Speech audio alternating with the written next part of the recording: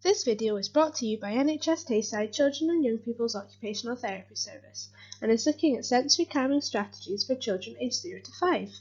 This video focuses in on going out. Does your child find it tricky to go out? There are several potential problems your child may encounter.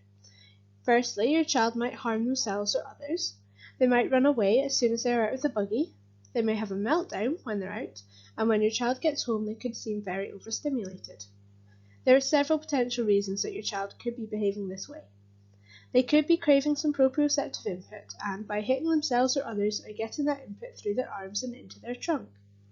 Your child might struggle to be aware of where their body is in space, so they use momentum to maintain their position as their movements lack stability.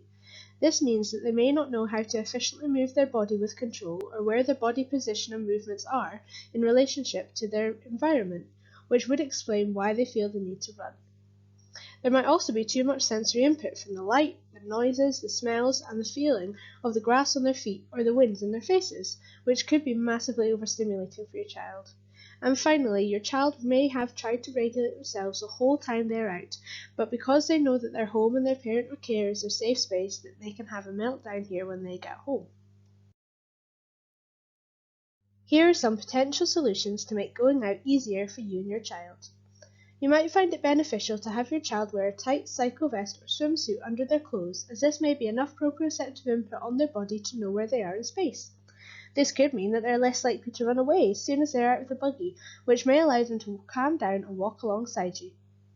Equally, giving your child a tight squeeze before they get out of the buggy may help. However, this may have to be repeated throughout the activity so that the child can continue to have that proprioceptive input. Getting your child some sunglasses or ear defenders may be enough to dull down their sensory input and allow your child to regulate.